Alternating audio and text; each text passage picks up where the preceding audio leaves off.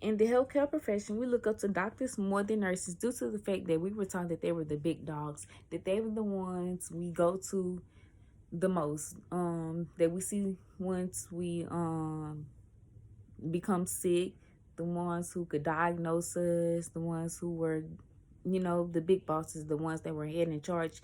But in fact, it shouldn't be nurses. It's the ones that are putting themselves out there every day, risking their lives for us. They're actually considered to be the backbones to those doctors. In fact, during this pandemic, frontline nurses have always been the ones to show up and show out for us every day. For example, Bonnie Castillo, which is someone I can always cherish, who is the executive director of the National Nurses United and California Nurses Association. She is said to be a visionary and leader, according to Time magazine. Bonnie is the person I can't thank enough for her support and work during this pandemic.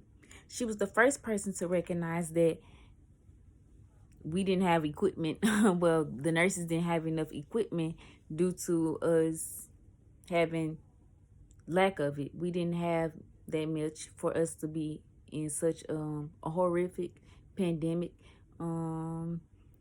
It was one that caught us off guard. It was one that we wasn't too well prepared on. So for her to recognize that was awesome, because those frontline and essential nurses that go out their way every day for us were being exposed to that virus by people all day, every day, and they have to go home to family. So to sit there and say, oh, we need equipment for our nurses because, we don't have nurses.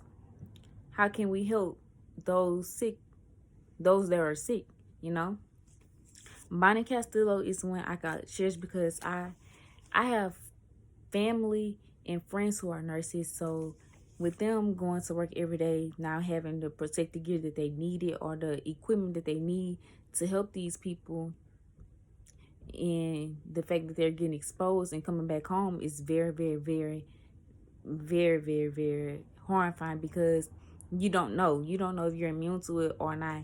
And that's what a lot of people that cherish her or say that she's a hero, which she really is, say about her. That's exactly why. Not only did she notice that they were having a lack of protective equipment, she also fought for layoffs and pay cuts for nurses, because many during this pandemic, many were laid off. Many had hours cut because of the virus. The virus is, you're supposed to have 6 feet social distancing, and nurses, they work side by side. They come in, they come out.